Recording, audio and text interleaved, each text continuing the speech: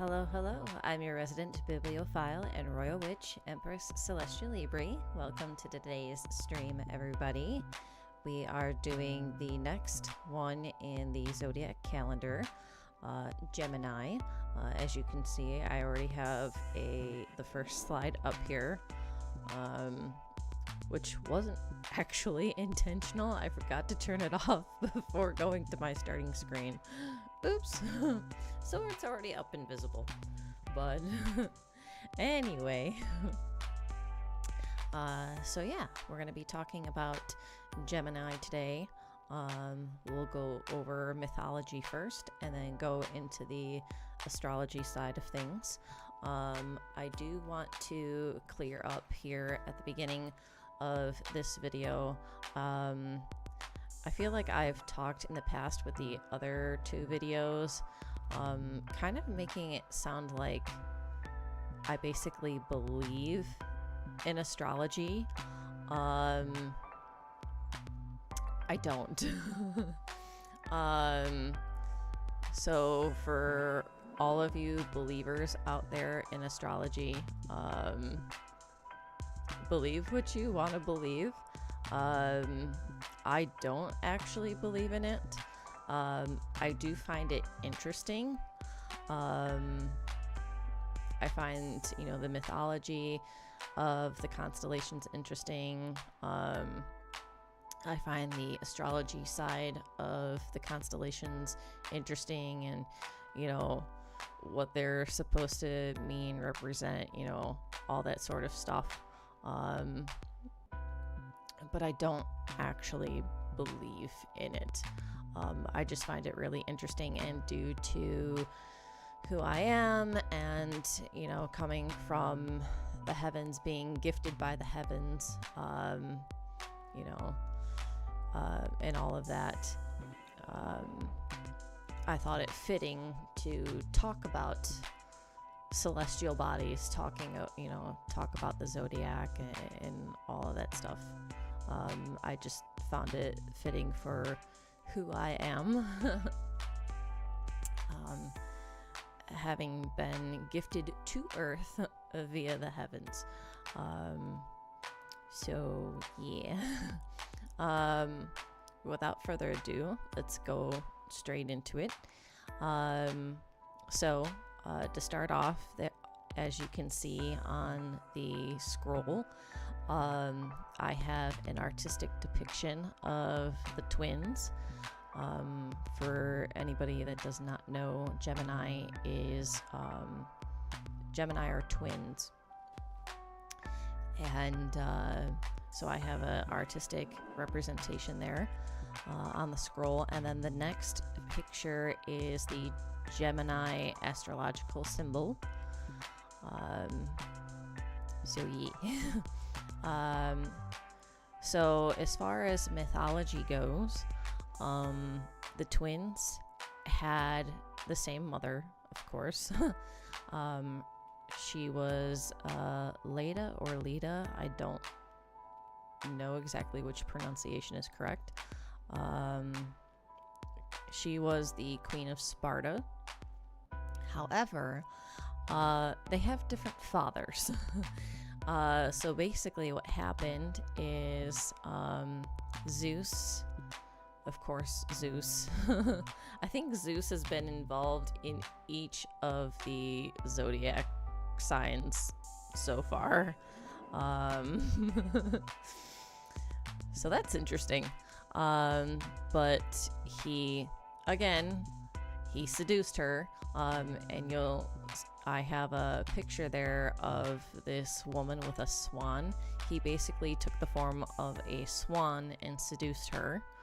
And then that same night, Leda then also laid with her husband, King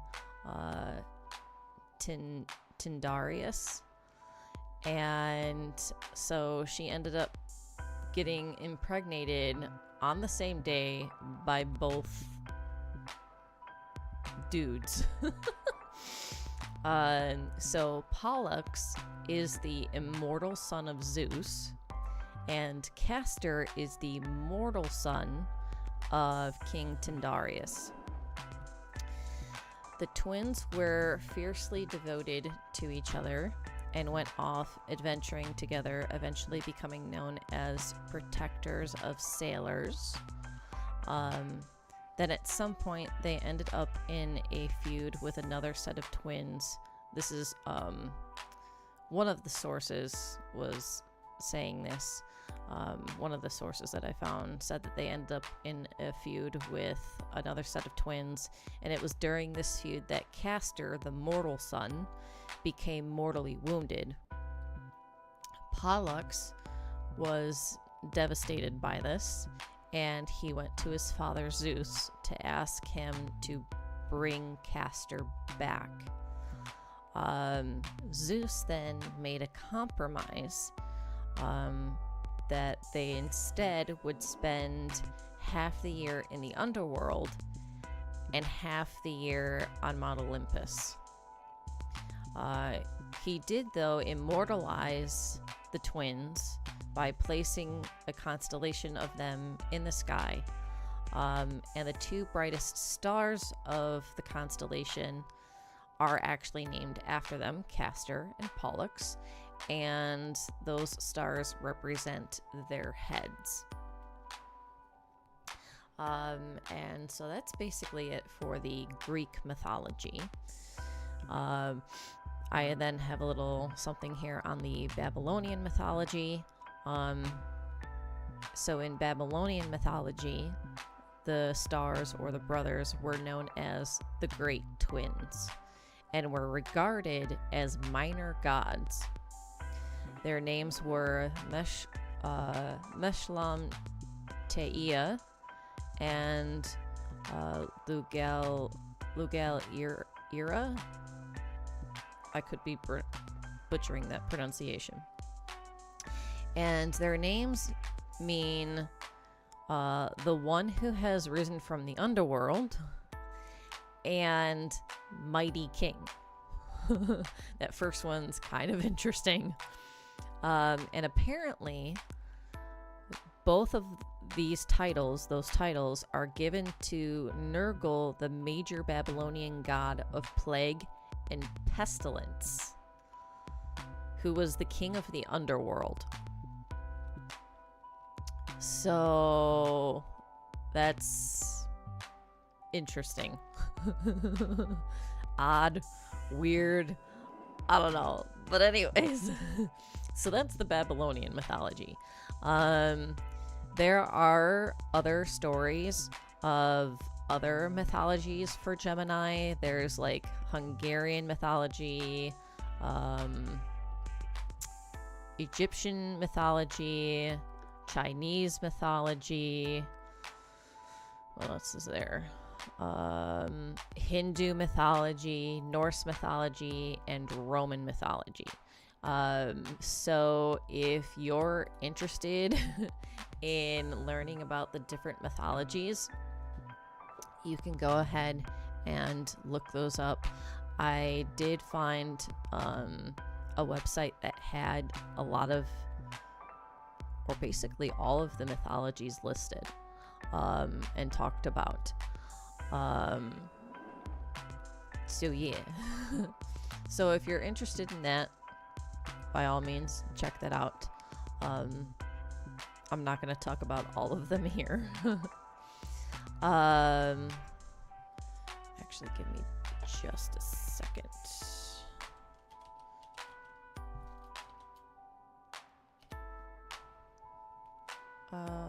Where was it?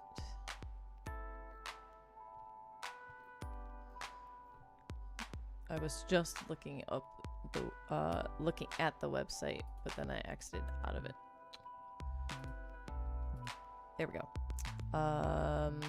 Did I miss any? Greek, Egyptian, Chinese. Oh, there is also an Arabian one, but it's literally, the website that I was looking at literally just has one sentence, and it's Gemini is represented by a pair of peacocks. That's all that's listed under the Arabian mythology. And then it talks about like Western astronomy.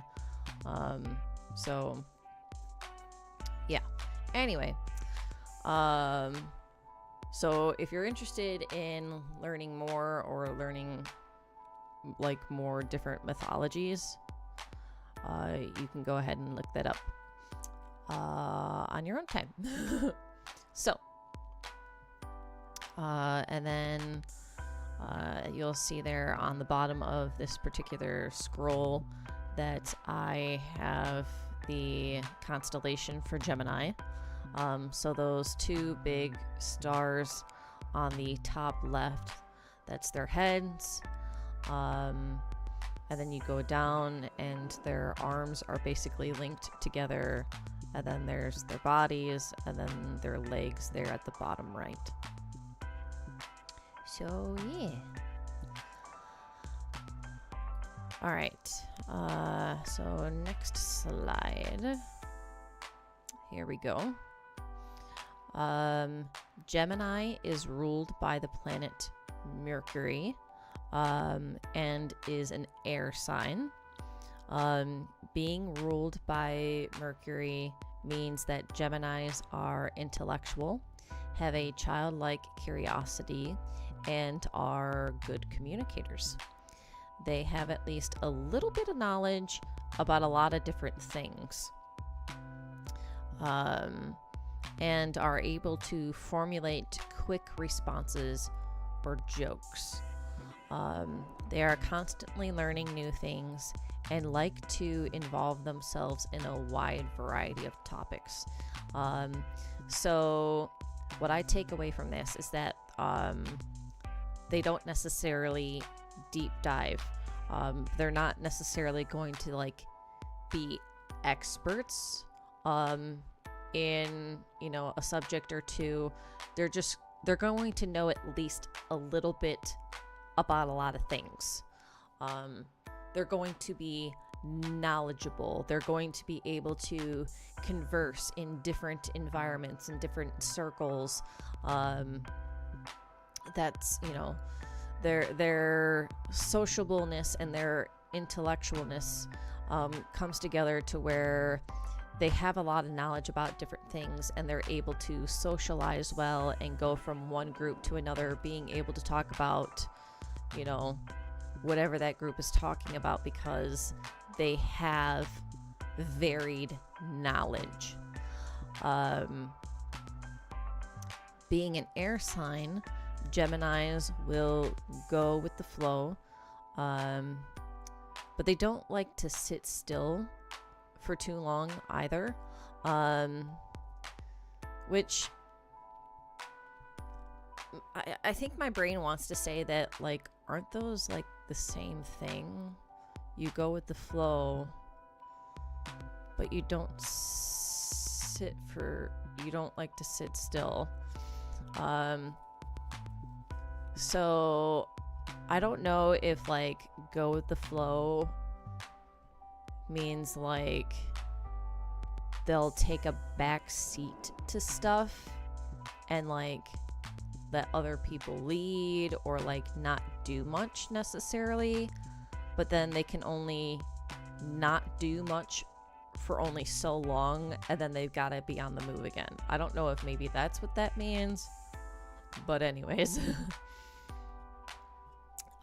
They like change and exploration. They like to experience new things and have variety. This can make it hard for them to commit, which isn't necessarily good when it comes to relationships.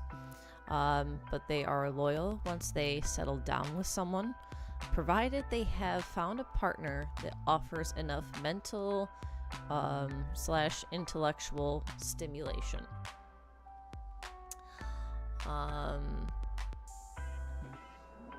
So yeah.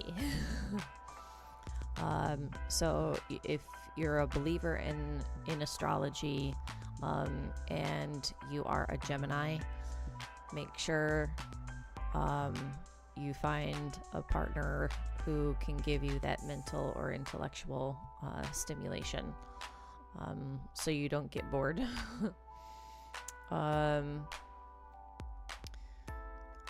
Let's see. Gemini represents duality. adaptability, and thirst for knowledge.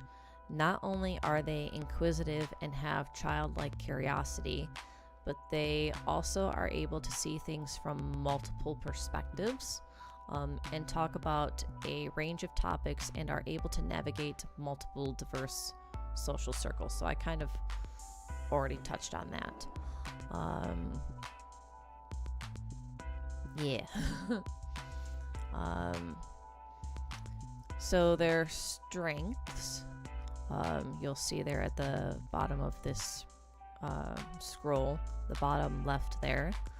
Their strengths are that they are highly adaptable, being able to navigate social situations and adjusting to changes in their environment. They're able to flow with the change. I guess maybe being, accepting of it. They're able to adjust to it. They are readily willing to learn, discuss, and debate. So that touches on their good communication side of them.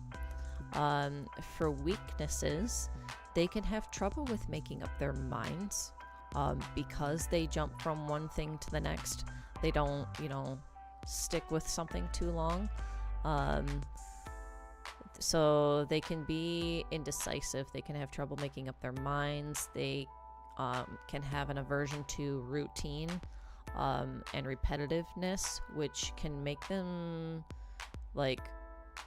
be or seem flighty and or unpredictable. Their aptitude for communication means that they may be prone to gossip or nosiness, because their intellectualness is knowledge, and they're very sociable. So they're like, what's this? And wait, what about the? And so they're curious. They're wanting to know things, and so that can make them nosy or gossipy. So yeah. And then let's see.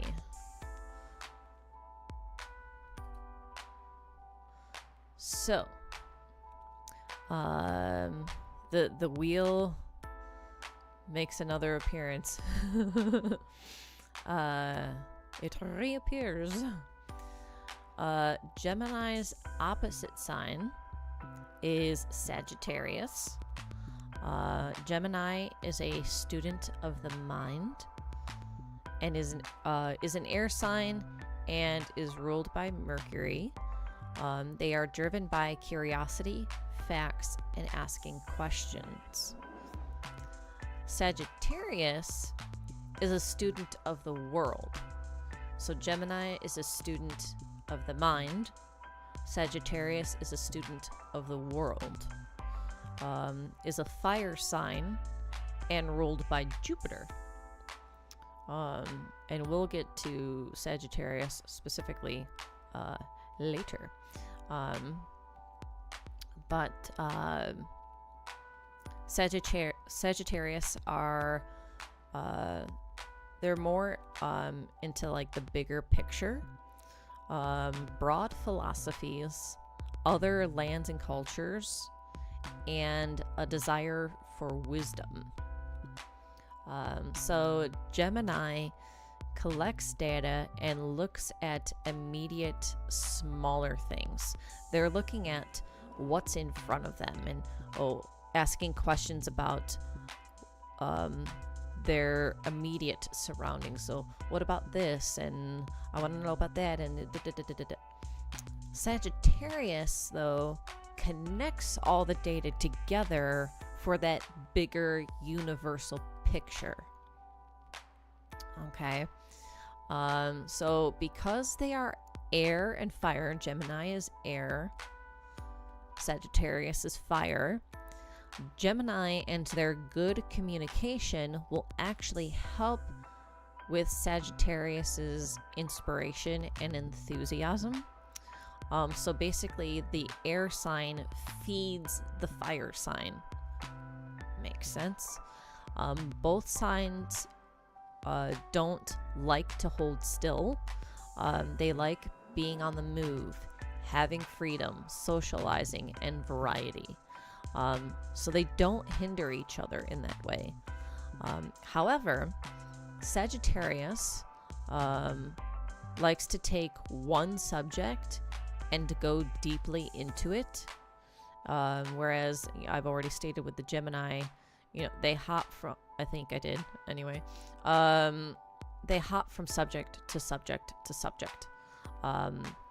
They're concerned with what's in front of them, asking questions that come up in the moment with whatever they're dealing with or talking about. Sagittarius, on the other hand, they're heavily invested. They want to know what they believe. They want that wisdom. The intellect of these two signs play out differently. So they're both into intelligence and into intellect, but it plays out differently. Gemini wants immediate questions answered with what is in front of them. Remember, they know a little bit about a lot. So basically they're wanting, it's basically general knowledge for a Gemini. But Sagittarius intelligence is gained in the wisdom they seek by diving deeper into things. So they're both into intellect, but it plays out differently. Gemini, for them, it's general knowledge, knowing at least a little bit about a lot of things. And not that they can't know. I would say that, it's not that they can't know a deeper amount, like that they can't be experts. I don't know if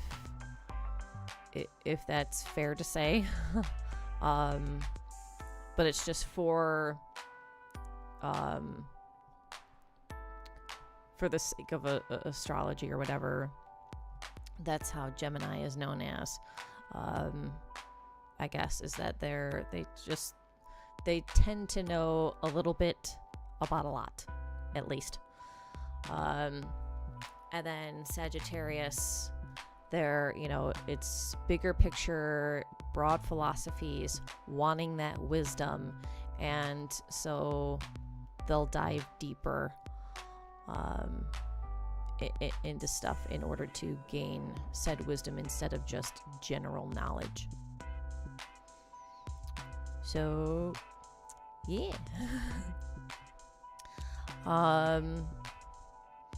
Pretty short stream today.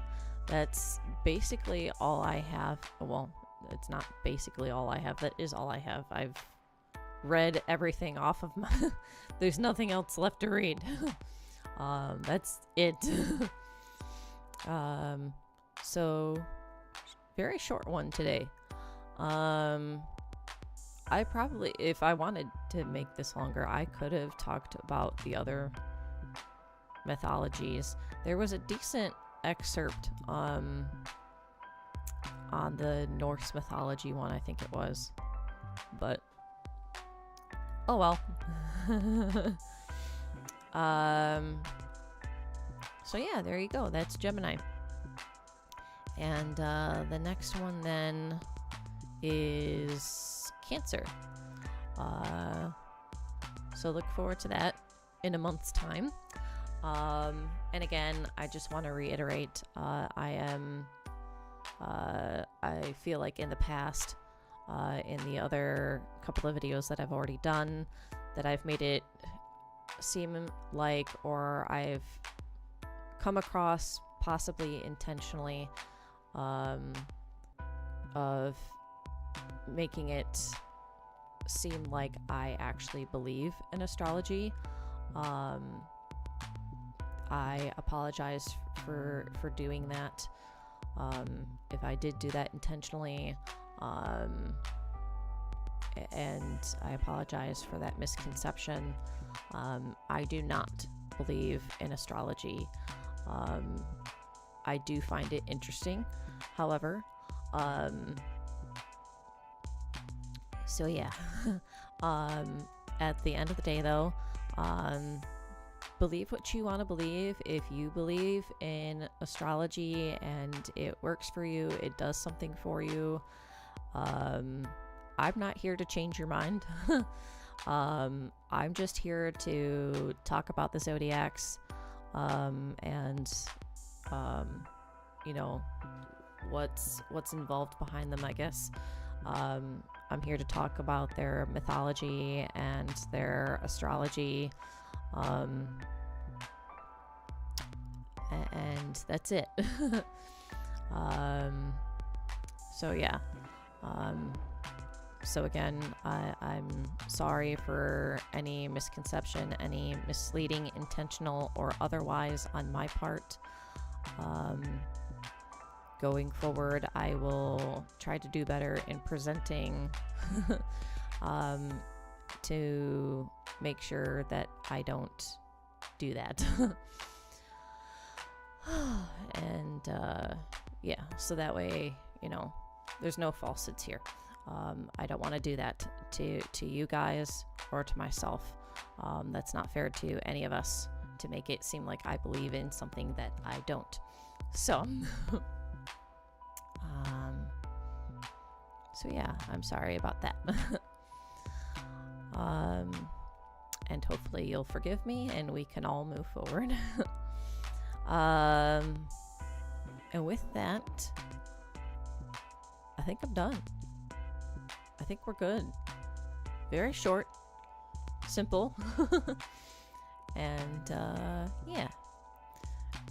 So, let me. There we go. All right. There we are. Hi. Hello. I feel like I'm off center. Maybe I'm not. I don't know. Anyway. Okay. I hope you all have a good rest of your day or evening, wherever you are in the world. And don't forget to read a book. All right. Bye-bye.